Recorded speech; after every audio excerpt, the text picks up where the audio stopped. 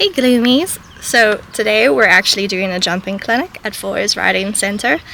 I am waiting for my horse, which has just arrived, and now we're going to do a gymnastic clinic with Marion Clough. And yeah, come and join us and see what we're up to.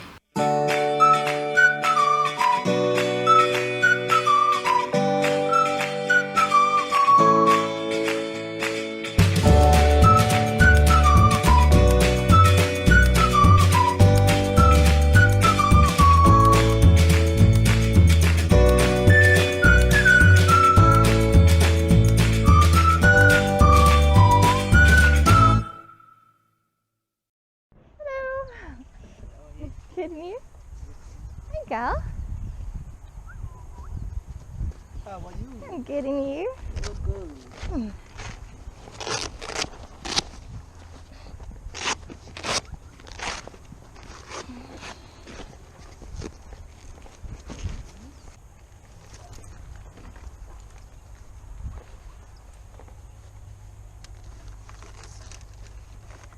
This is Fourways Riding Centre. We actually put Ablesse in one of these pens because she can be really difficult to try tack up when she's not in a stable. Or, you know, even when she's in a stable, she's really difficult to tack up because she gets very grumpy, as you will see when she starts nipping at me or trying to nip at poor Shelton, who is helping me tack up. So Ablesse was already groomed by the time she arrived at Fourways Riding Centre, so all we had to do was put the bridle, the saddle, the boots on her. Then I could focus on my routine was to just put spurs on, get my helmet, put sunscreen on, because in South Africa it gets really hot and you burn really easy. The spurs that I'm using are these center round balls. I don't like using other type of spurs. The reason I use these type of spurs is because they really work well with the Ablesse, and she prefers those to any other type.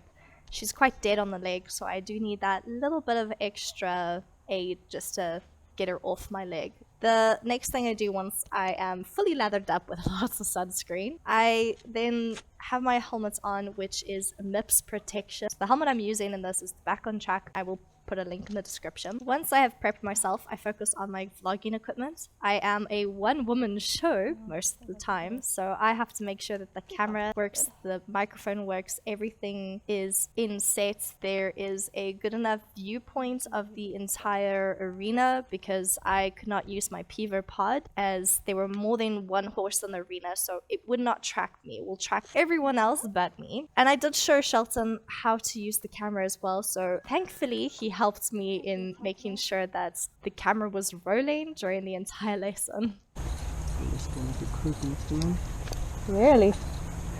Because of winter coming. Yeah.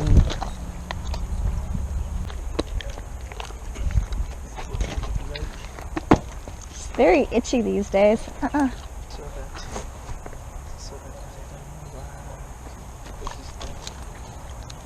It's all the sweet touch. Or whatever. The reason I suspect why she hates the saddle is because she injured her sacroiliac 7 years ago, and now she has arthritis in her spine. Plus also having a really bad experience when she was younger of having an ill-fitting saddle. Definitely something to keep in mind when you just buy a horse. Always make sure that the saddle fits. Especially horses that grow, their body shape changes all the time. So make sure the saddle is always comfortable. Otherwise, the horse is not going to like the saddle, is going to have the muscle memory of pain every single time you bring out the saddle.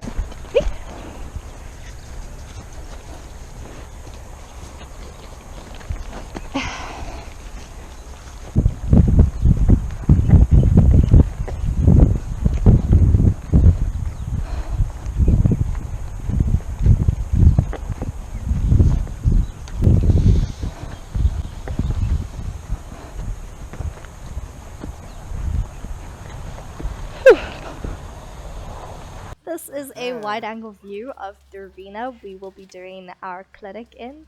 As you can see, you have all the poles on the ground and the jumps and the gymnastics. So I try to get the best view as possible, and I have Shelton sitting under a canopy filming this entire thing, so he had a lot of shade and he could just chill there and watch as the lesson went on. I'm really fortunate to have Shelton helping me today and being a really good videographer. A lot of these guys come from very poor backgrounds and they don't have access to everything that we have, such as these new nifty technologies, but they are expertly trained to take very good care of the horses for us, which is a huge privilege. So for the South Africans out there, do not forget to show your gratitude to your grooms. Okay, and you are obviously Melissa. Yes. I've got a daughter called Melissa. Really? Yeah. Do you know it means honeybee? Sorry? It means honeybee. Oh, does it? Yeah. I never knew that. That's nice to know. Hey? Yeah. Melissa, tell me a little bit about your horse. Well, we've been competing meter 30 competitively for lots of years now. She's an exceptionally hot mare. I mean, Notice, yeah. Doesn't listen to me at all. But this is our last year to have fun, and then she's going into retirement. So we're just competing up to like trying to, Having you know, fun, just having fun. Melissa came for a lesson the other day in the cross country. Yeah. And I was it not super. expecting it to be that scary. It was lovely. She was braver than me. I was like, oh my god! And then It she should just, be anyway, hey? yeah. That the horse should be brave. That's why you did cross country. Okay? This morning, all we're going to do is work on your balance, your rhythm, straightness with your horses, and getting your turns. We're going to start with just poise on the ground and things, and then we're going to slowly go up. So Marion has told us that gymnastics you should be doing a lot, no matter what the age of the horse is, because the point of it is it teaches discipline, the balance for the horse, such as it has to distribute the weight on all four legs. When you first start schooling horses, you have to have more weight on the front, allow the top line to develop, and then you allow the horse to stretch its back. Once you start jumping, more weight has to be on the back legs, and you have to focus on straightness, balance, and rhythm. Throughout the gymnastic, you get different striding, and you have to keep the same rhythm throughout every stride. No matter if it's 1 stride, 2 stride, 3 stride, you have to make sure that the rhythm is the same on each stride. When you're on a circle or on a turn, I want you to learn to have a wide angle lens eye and be able to see even me out of the corner of your eye when you're looking straight ahead of you, okay? So that's your wide angle lens eye. You're going to use that in your jumping a lot. And I want you to think about your horse being straight all the time. So I want you to think about your horse looking like on a railway line with 2 tracks. So the back leg goes into the front leg footstep. And your horse a little bit straighter in the straight. Training our horses. Inside leg, outside leg. Inside leg, outside leg. Your outside leg will control the horse and tell the horse where to go. Okay. So that's your outside leg. Control the horse and tell the horse where to go. Your inside hand will keep light. Keep a little elasticity through your elbow. So yes, riders talk about good hands, but I really think it's good elbows that you follow through with your neck, with your leg. If God created a good rider, the perfect rider, I believe your hand would be holding the bit. You with me? And change the rein for me, Melissa. And for sure, I struggle with that the whole time. I've been trying to keep my elbow soft so my hand can stay still, but my elbow can be loose and soft. It's just going to be there, but not out, because otherwise you're blocking the line. So your line is ear, shoulder, hip, heel, and your flat work, and your elbows straight arm to the horse's mouth. Imagine that you're holding the butt with your hand. So it's that feel, okay? And then obviously when you're going to do your jumping, you're going to go into your softly light feet, you're going to bring shoulder, knee, toe. Shoulder, knee, toe, okay? And your shoulder should never come in front of your knee. Never come in front of your knee. So just look at me a minute. There you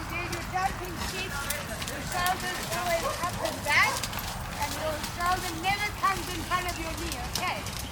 You see a lot of riders, when they're riding especially over the bigger fences, it tends to throw their bodies a little bit, okay? Alright? But just think of the horse coming up between your legs, okay? Good. And then we want to work on the horse collecting his trot a little bit and then landing the trot a bit, okay? Okay, you're going to lengthen the trot a little bit now. So you're keeping the horse balanced, keeping the weight even into his legs. And I want you to go slightly light seat, okay? So just a nice sort of rolling canter. Imagine that you are coming into a jump. So raise your hand water. You want to get the weight a little bit more onto the back legs, so your horse is weight a little bit in front, okay?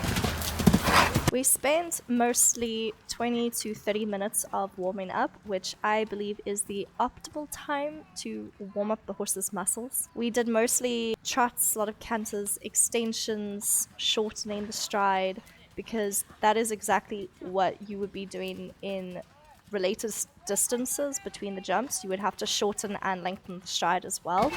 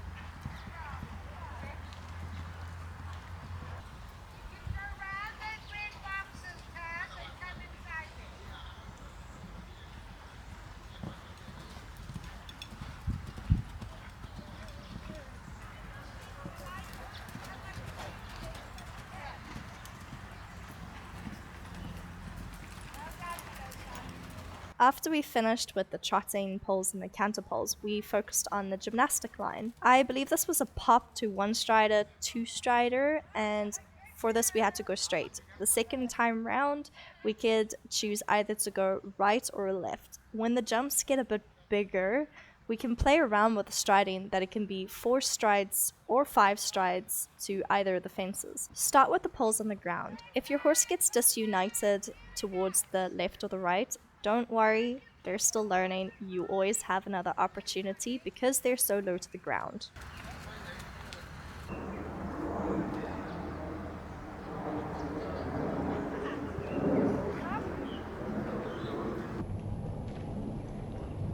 Once we had finished practicing with poles on the ground, we did a pop, one stride, straight forward, and stop. Afterwards, with the fences down at maybe 80 or 90 centimeters, you could choose to either go left or right. Try your hardest to keep the same rhythm between all the fences, even though it is pretty hard if you have a very hot horse.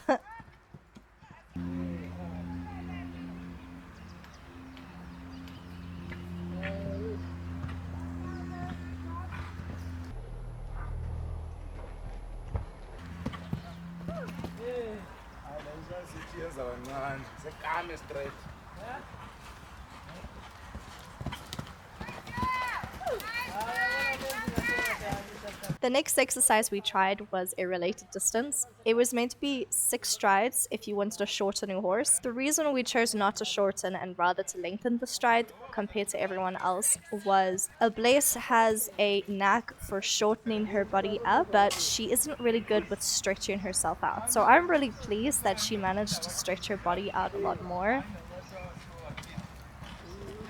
This time around I did add a stride and she kind of struggled to actually clear the second fence. So keep rhythm, everyone.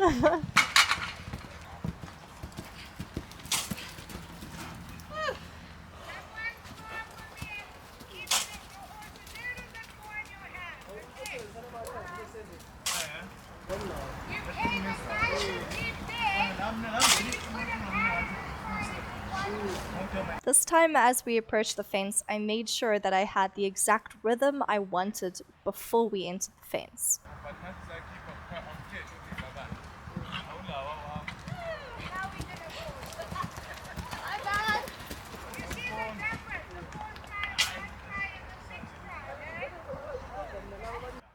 Thanks for watching this video, guys. Comment what you thought of all the exercises that we did. I really wish that more horse riders would hold these type of clinics. We enjoyed every minute of it. So keep your eyes peeled for any horse rider that is holding clinics. It is quite tricky for them because of COVID, but these tips that they give is really, really helpful, and it's good to get a different perspective in your riding. So make sure you attend as many clinics as possible. If you like this video, don't forget to leave a like and subscribe for more amazing content that is soon to come. Thanks everyone!